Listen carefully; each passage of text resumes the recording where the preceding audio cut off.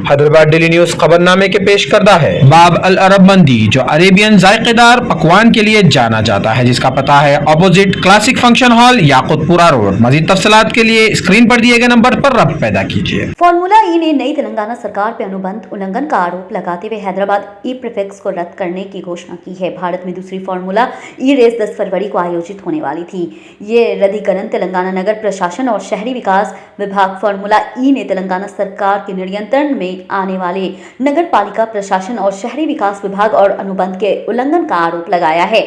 वहीं फॉर्मूला ई ने शुक्रवार को एक बयान में कहा है, तेलंगाना सरकार के नियंत्रण ने नगर पालिका प्रशासन और शहरी विकास विभाग के द्वारा 30 अक्टूबर 2023 को हस्ताक्षरित होस्ट सिटी समझौता को पूरी नहीं करने का फैसले के बाद रद्दीकरण किया गया है। वहीं पिछले अक्टूबर में हस्ताक्षरित होस्ट सिटी समझौता को पूरा नहीं करने के फैसले के बाद किया जा रहा है।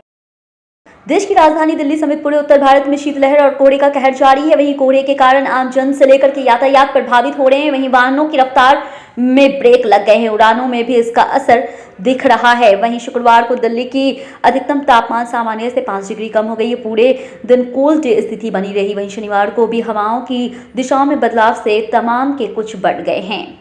वहीं शनिवार सुबह दिल्ली एनसीआर के कई इलाकों में कोहरा छाया हुआ है। वहीं मौसम विभाग ने बताया है कि शुक्रवार को दिन भर बादल छाए रहने के कारण सूरज की रोशनी धरती तक पहुंच नहीं पाई, जिसके कारण दिन के समय ठिठुर महसूस हुई है और कई जगहों पे पश्चिम उत्तर, उत्तर पश्चिम व उत्तर दिशाओं में ठंडी हवाएं चली। वहीं ठंडी हवाओं के कारण दिल्ली के कई इलाकों में गलन महसूस हुई है। अनुमान है कि आने वाले दिनों में अभी ठंड राहत की उम्मीद नहीं है। वहीं मौसम विज्ञान केंद्र ने नई दिल्ली के मुताबिक शुक्रवार को दिल्ली का अधिकतम तापमान 14.6 डिग्री सेल्सियस दर्ज किया गया है, जो सामान्यता से 5 डिग्री कम है। वहीं न्यूनतम तापमान 9.4 डिग्री दर्ज किया गया, जो सामान्य से 3 डिग्री अधिक है।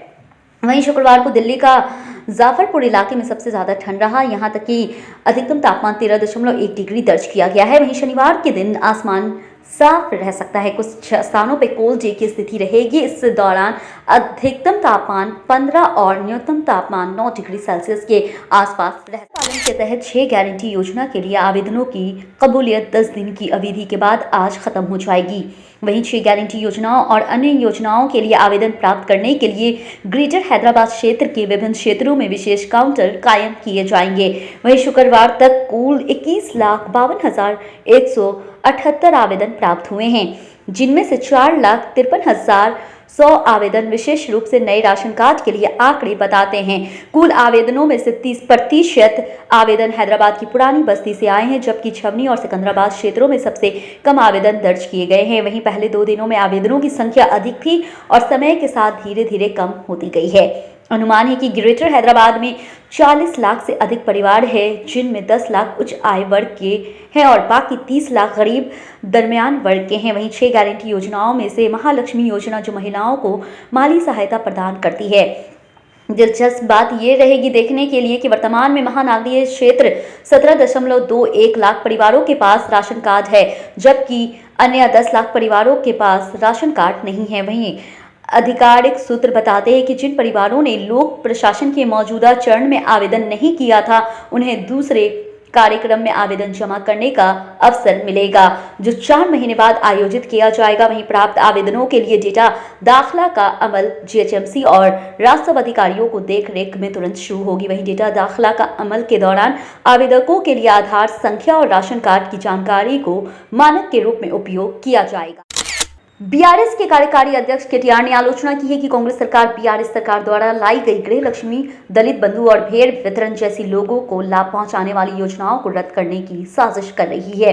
केटीआर और अन्य हरीश राव ने बीआरएस के वर्तमान विधायकों और पूर्व विधायकों और पार्टी प्रभारियों और प्रमुख नेताओं के साथ टेलीकॉन्फ्रेंस की है। उन्होंने आरोप लगाया कि कांग्रेस सरकार लोगों को फायदा पहुंचाने वाली योजनाओं को रद्द करने की साजिश कर रही है। उन्होंने लोगों को लाभ पहुंचाने वाले कल्याणकारी कार्यक्रमों को रद्द करने के खिलाफ बीआरएस पार्टी की ओर से विरोध कार्यक्रम का आह्वान किया है। पता चला है कि लाभार्थियों की ओर से सरकार पर दबाव बनाएंगे कि गृह लक्ष्मी, दलित बंधु और भेड़ वितरण जैसी योजनाओं को रद्द न किया जाए।